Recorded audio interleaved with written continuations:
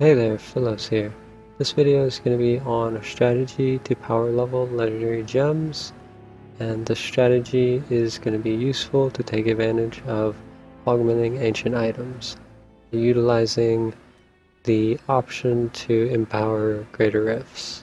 In patch 2.4, they added in a new cube recipe called Caldesann's Despair, Augment Ancient Item. And it's worth mentioning, for those that are unfamiliar, this recipe consumes the legendary gem. You will lose the gem when you put it in here and do this recipe. What it's going to do, it's going to give you stats based on the kind of flawless royal gem that you put in and proportional to the level of the legendary gem. It is 5 stats per gem level, so if you get a legendary gem to level 50, put it in here, and if you want dexterity, you would put the flawless royal emerald. Level 50 gem, you get 250 dexterity. Level 65 gem, you're going to get 325 dexterity, and so on. It's also worth mentioning the fact that you can always augment the item again at a higher level, but it's usually not recommended, as the augment is a kind of investment and it's a waste of the gem to do it twice. So you're much better off just waiting until you get your gems up to near the highest level that you can and then enchanting, rather than consuming a level 30 gem to enchant an item and then coming back later and doing it with level 60 gem, because you just wasted the level 30 gem enchanting the item when you could have just gotten that level 30 gem higher and then enchanted it with a proper augment. It's also a good idea to wait until you have a nearly perfect item.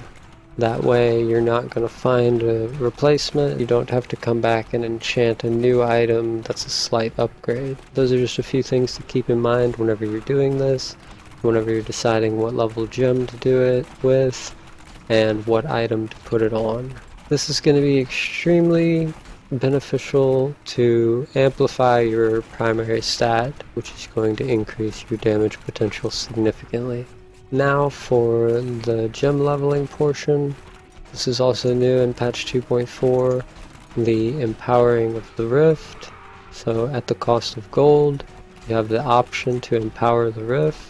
And what empowering the rift does, it says right here, whenever you finish the rift before the timer ends, so you do have to successfully complete the rift. If you fail the rift, you lose the gold and you don't get your gem upgrades. Again, this is another investment. You're not going to want to do this too high and waste your gold if you're failing the rift. So you want to do it at a level that you're definitely going to be able to complete. That way, again, it's not a waste of gold. And so back to what it does, it gives you a 4th opportunity to upgrade your legendary gem. So normally at the end, when you successfully complete a greater rift, you get 3 chances to upgrade your gem. This is going to give you a 4th, so 1 additional gem upgrade per greater rift. And this is going to reduce the amount of time and the number of greater rifts that it's going to take to get your gems up to a high level. So it's extremely efficient to take advantage of this, and it's highly recommended to do it this way that I'm going to kind of talk about. You just want to get a build that's going to be, quick speed farming build. Whatever class you're playing, whatever spec you have, there's going to be a lot of flexibility on that end. The important thing is to just be able to complete the rift in a timely manner to get your quick gem level. If you're starting with a gem from rank 0, so a brand new fresh gem, you can start doing this at a much lower level. The chance to upgrade the gem depends on the level of the gem versus the level of the greater rift. So as long as the greater rift that you're doing is at least 10 higher than the level of the gem, it's going to be a 100% chance, and then it's going to slowly go down when you get closer to the level of the gem at the greater rift. When they become closer and closer, the chance is going to go down to 90, 80, 70, and then 60%. Some people will start really, really low just to do the rift quickly to get the gem upgrades fast, but I don't usually recommend doing that because the greater rift keys are a primary source of experience, doing greater rifts. So if you start really low, you're basically just wasting your greater rift key, not getting decent XP per hour. Now obviously doing this at a level that you can do quickly to get the gem ups fast is going to reduce the amount of XP per hour that you're going to get, but doing a level 55 to 60 in 5 minutes or so, it's going to give significantly more XP than doing like a level 30 to 45 and in like 3 minutes or something. So it doesn't take much longer to get the gem upgrades, but you get, it's the difference in XP is like 2 to 3 times as much XP per hour doing it at a little bit higher level. So basically whatever level you can do the runs in about 5 minutes plus or minus a little bit, that's going to be what I would consider ideal.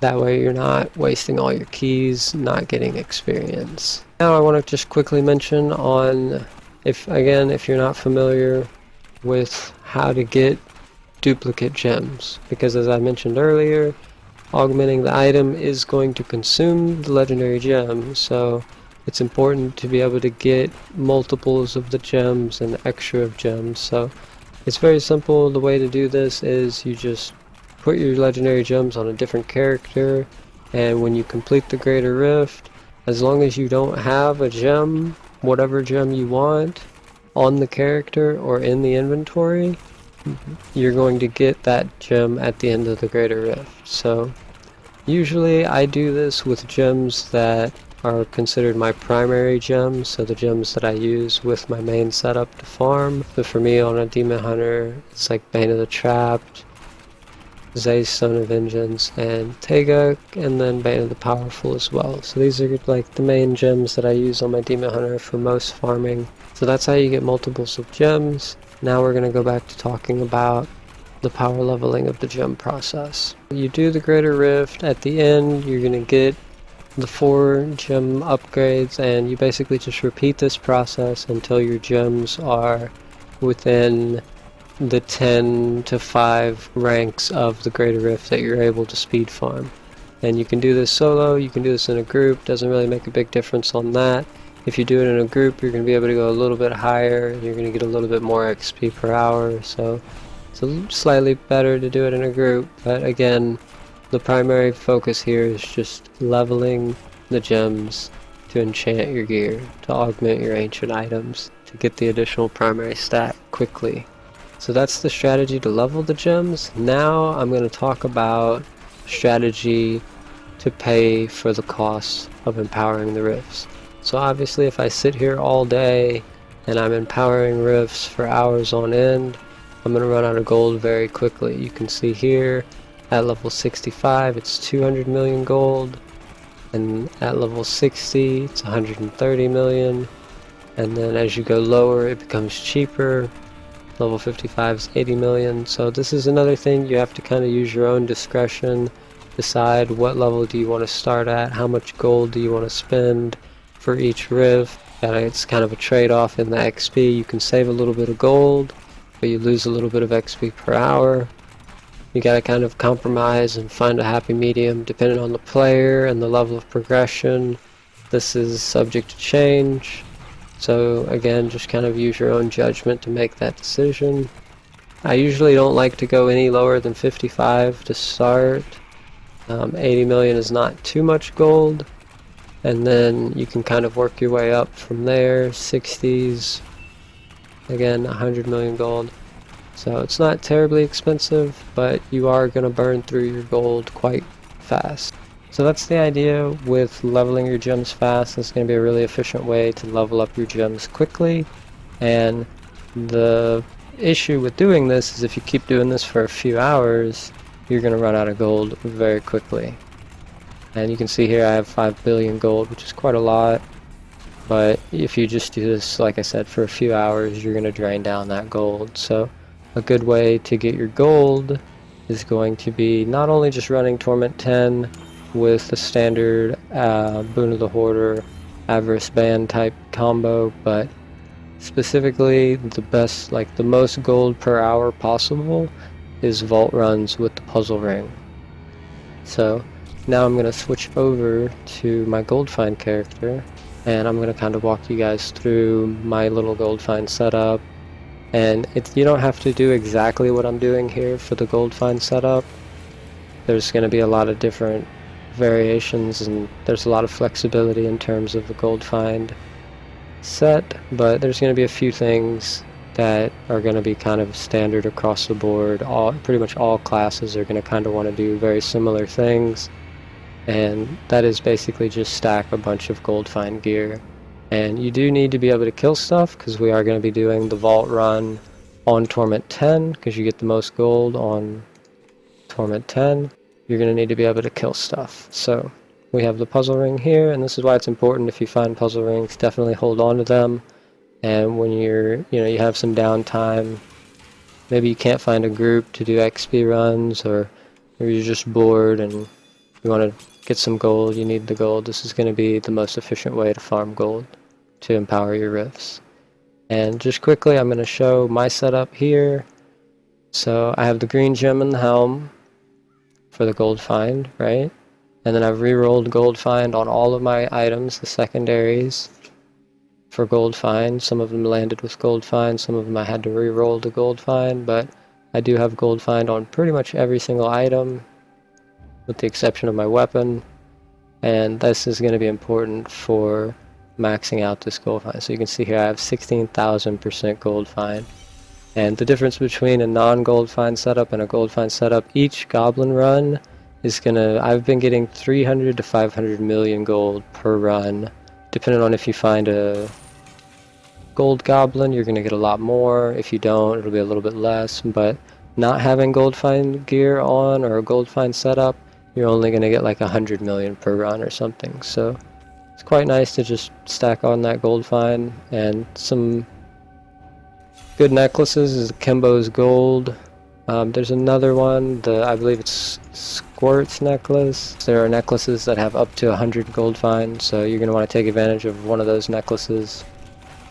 Kimbo's is nice, you get the healing as well, it's pretty insignificant. And then the gold skin here also has 100% gold find as a secondary.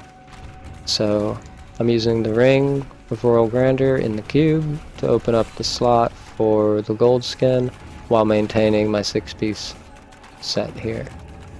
So that's what's going on there. And then again, the Leoric's crown to double the gold find, and then just the dawn and the weapon to give me my vengeance situation. That's the Demon Hunter specific. So again, it's not too important exactly what you do with this, just the idea of stacking the gold find. Try to max out your gold find. And you can see here I have 5.4 billion, so I'll just do a quick goblin run so we can see how much gold I get from the one run. You hop in here, and again, as always, if you're in a group, you're gonna get a little bit more gold. So if you can find some friends to do this with, that's gonna be ideal. And also, maybe you can share the gold, the puzzle rings. So, take turns opening, that way you don't have to use all of your own puzzle rings. You can kind of take turns opening the vault here. And you just run around, killing everything, picking up the gold. And it's pretty good for materials as well as gems, the regular gems. And then you can find a blood shard goblin, get some blood shards and stuff. So all in all, really good way to get a bunch of different things all kind of at the same time. Hopefully I'm not capped on blood shards, that'd be kind of awkward. Okay, we're good. That's just a potion, I'm not really worried about that.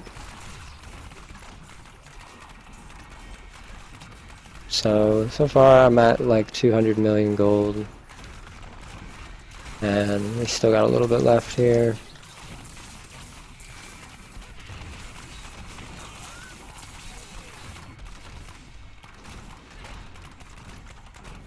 So now we're at almost 200 plus million.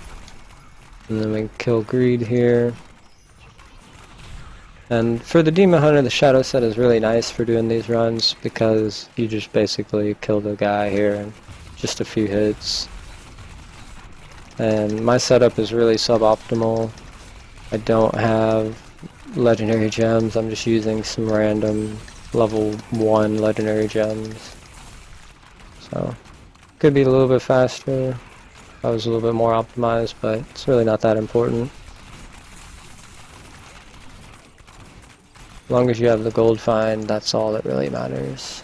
And now from the chest here, we're gonna get a little bit more gold. So we went from, you know, 5.4 to almost 5.7. So like I said, a little less than 300 million gold.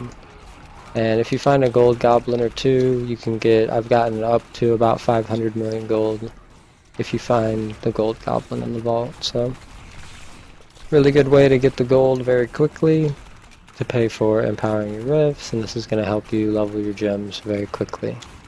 And basically the other option, if you don't have a bunch of puzzle rings or you don't have any friends that also have puzzle rings, you can just do the higher level greater rifts and not empower them. You get pretty good gold from doing those, but it's nowhere near the gold per hour from doing these vault runs. The vault run might take, you know, anywhere between 2 to 3 minutes at the most, and you're getting a few 100 million gold compared to doing a greater rift at a high level. In order to get 300 million gold from a greater rift, you'd have to do 85 plus about, so that's going to take about 10 minutes to do the run. So significantly more gold per hour doing this, which is going to help you pay for empowering those rifts. So that's pretty much it on this video. I just wanted to kind of give a little quick rundown on, this is something I've been spending a lot of time doing, so I wanted to kind of make a little tutorial guide about, you know, why you see people doing this and what's the point and things like that. I get a lot of questions on stream about it, so rather than answering the question over and over, I can just kind of show people the video here, and that'll explain the whole situation.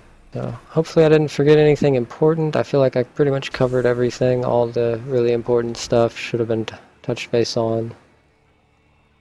And yeah, like, I hope that helps you guys kind of power level your gems a little bit more efficiently and get some gold, and definitely keep all of your puzzle rings. In the past, it was kind of a waste of time to do the puzzle rings because there was no proper gold sink. There was no real reason to need gold. And the materials and the loot from the puzzle ring runs is not incredible. At that rate, you're better off just doing a torment rift, because you need your greater rift keystones as well, so you don't want to go out of your way to get materials and things like that and not get your greater rift keys. But now that there is a proper gold sink, you're going to want to have as much gold as possible. I remember last season, I ended the season and I had like 30 puzzle rings that I just never even got around to using because it wasn't really efficient to even spend the time in the vault. Like, you spend 3 minutes in a vault run, you could have done a torment rift, get the same amount of loot, less gold, but the gold was irrelevant at that point. And in the torment, you get your greater rift keystones, which are one of the most important things to have in the game. So that's what's going on here. I don't expect to end the season with any of these. I'm going to be doing these runs regularly. Every time I get more than about 10, I usually start doing some runs. So that's kind of what I'm doing here. And like I said, it is ideal if you have a group and you can kind of take turns opening them so you don't waste all of your own. And you can get more gold for less rings. Or, I mean, if you just want to be nice, you can just invite some friends and you can just host a bunch of puzzle runs. But, yeah. So that's it. Thanks for watching. Hope this helps. And I'll see you guys next time.